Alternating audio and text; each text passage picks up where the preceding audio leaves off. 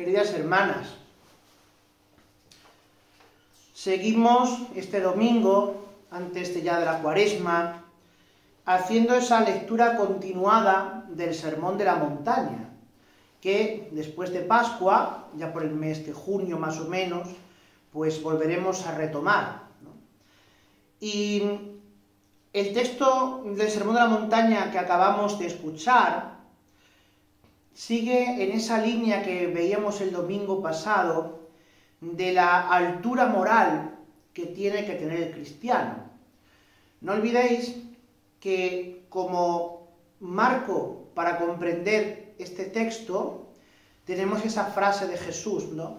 Si vuestra moral, si vuestro comportamiento es como el de los fariseos, si no es más alto que el de los fariseos, no entraréis en el reino de los cielos.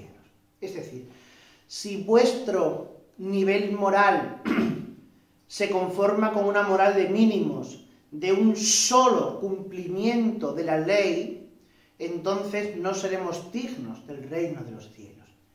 Y por eso el texto que acabamos de escuchar es una llamada a la generosidad y a la altura moral.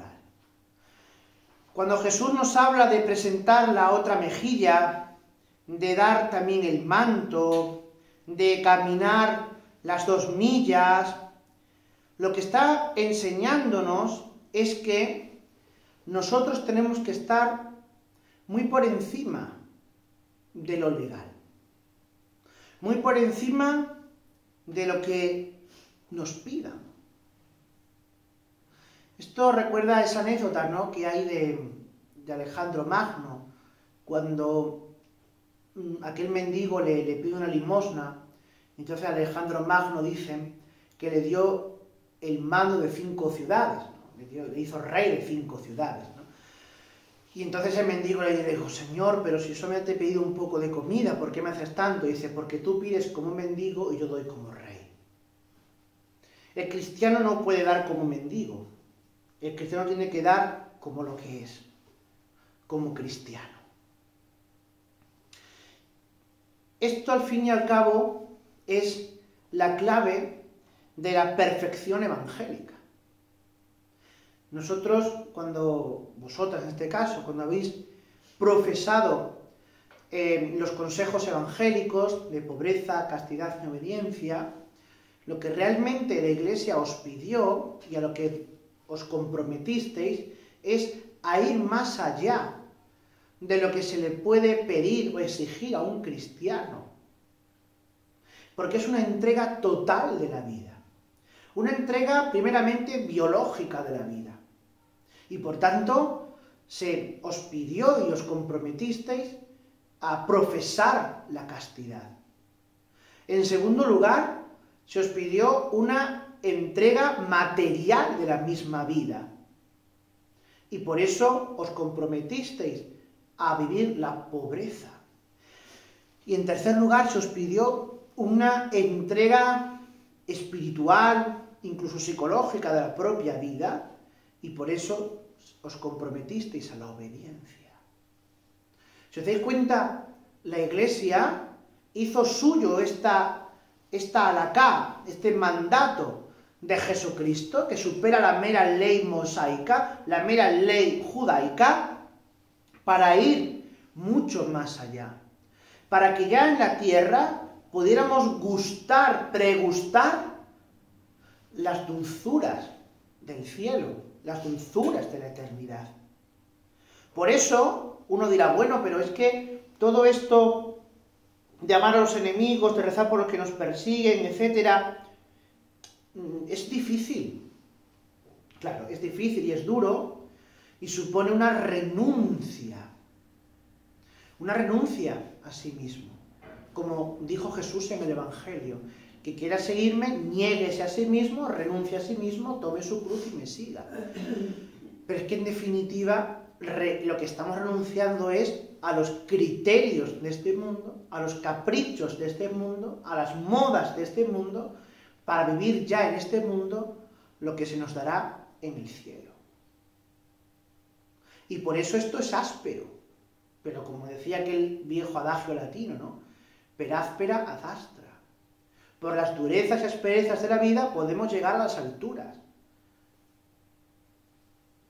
Y esto es como el primer punto de esta homilía que yo quería compartir con vosotros, ¿no? El segundo es que todo esto se concreta en el sujeto humano. Y aquí al final viene esa frase tan repetida y tan conocida por nosotros, ¿verdad?, de la importancia del sustrato humano, del sujeto humano. Es decir, la fe se concreta en la persona. Y por eso es interesante volver al texto paulino de la segunda lectura y recordar que somos templo de Dios.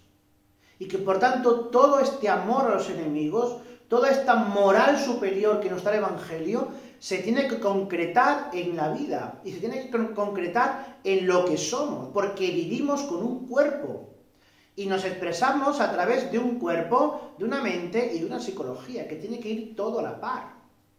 Hoy donde está ahora tan de moda todas estas cosas del género trans y todo esto, ¿no?, de que uno ya no sabe si es hombre o mujer y se siente cada día una cosa distinta, ¿no?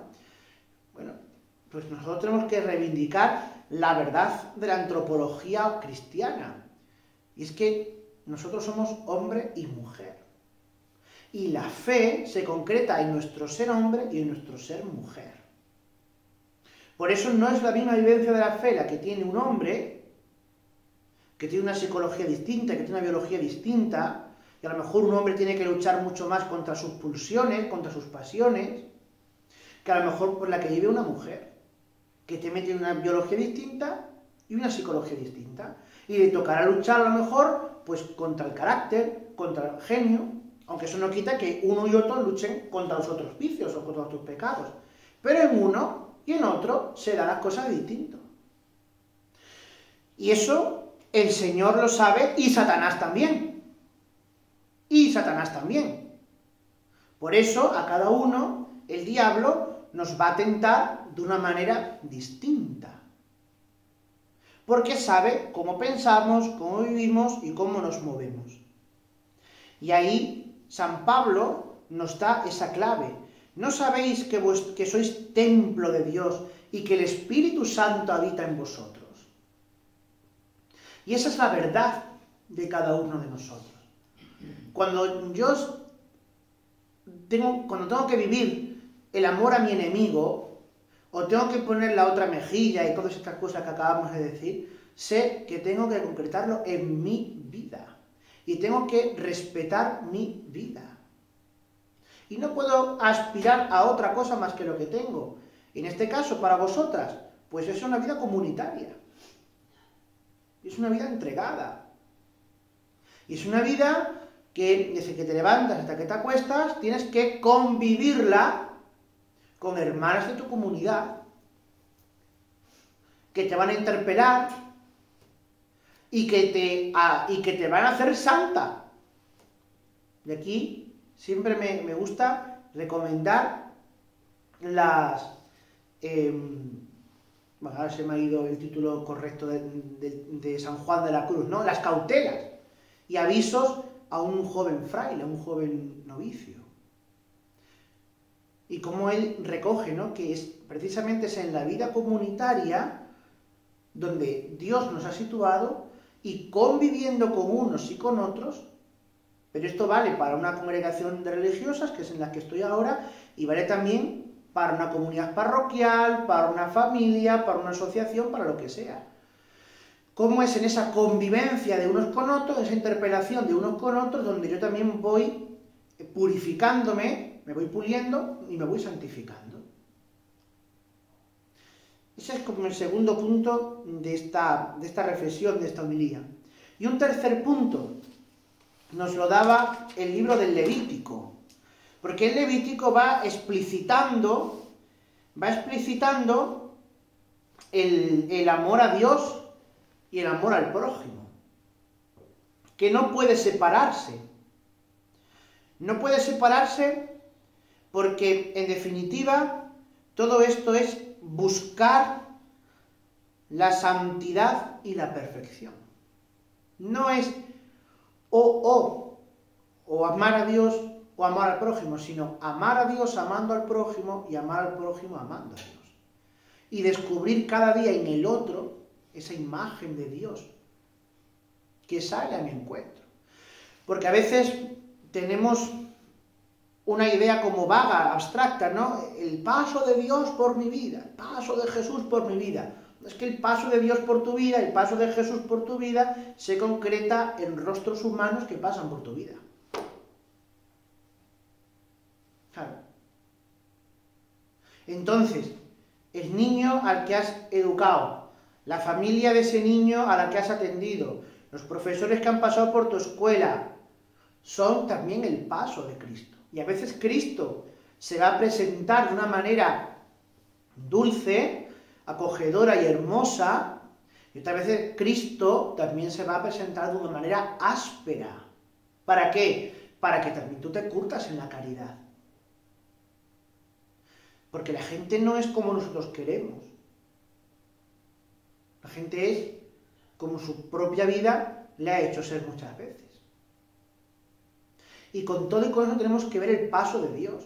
Cuando viene aquí en el colegio, puede venir una familia desestructurada, ¿no? De estas que por desgracia ya abundan. Bueno, ahí cómo me sitúo y cómo veo la presencia de Dios en todo ello. Porque a lo mejor dice, bueno, es que aquí no se ve a Dios por ningún lado, ya, pero es que a lo mejor Dios en ese momento eres tú. A lo mejor es que esa gente hace mucho tiempo que no ha visto una sonrisa sincera o una palabra gratis, sin esperar nada a cambio. Y lo que espera de la religiosa, o lo que espera del párroco, es precisamente que se acoja a esa familia, a ese niño, a esa mujer, a ese hombre, tal como es. Estoy meditando el texto de la conversión de la multiplicación de los panes en el Evangelio de Lucas, me estuve deteniendo en un versículo que tenía 3 verbos. Dice, Jesús acogía, les hablaba del reino y sanaba las dolencias. Esos son 3 verbos, que son el mejor programa pastoral y apostólico. Acoger, hablar y sanar. Primero acoger a todos, sin distinción, con brazos abiertos. Lo segundo es hablarles del reino, hablarles de Jesucristo, hablarles de que es Dios el único que puede reconstruir lo que ha caído. Y tercero, sanar las heridas. Pero cuando la pastoral se convierte en acoger a todos, en hablar de nada y no sanar nada porque todo está bien, entonces no hemos hecho una pastoral de verdad. Bueno, pero es que hay gente que se puede sentir así como atacada y se marcha. También a Jesucristo se le marcharon, ¿eh? También Jesucristo tuvo que preguntarle a los suyos que estaban alrededor, ¿también vosotros queréis iros? Y hubo gente que se fue y no quedó sanada, quedó dolida, quedó aún más en su herida. Pero los que permanecieron con él se vieron sanados, se vieron curados, porque todo esto tiene siempre un proceso que va poquito a poco y va resanando las heridas, porque a Dios no le interesa sanar las cosas de un golpe. Dios muchas veces quiere que la cosa sea lenta, ¿para qué? Para que lo poquito que se vaya haciendo se vaya afianzando.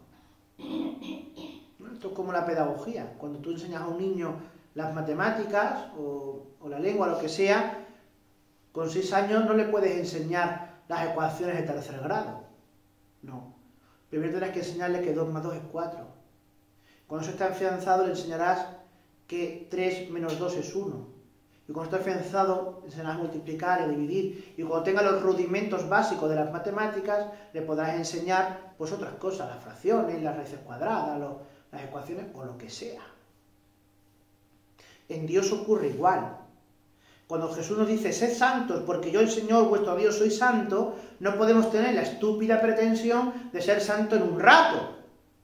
Porque la santidad es una obra de toda la vida. De toda la vida.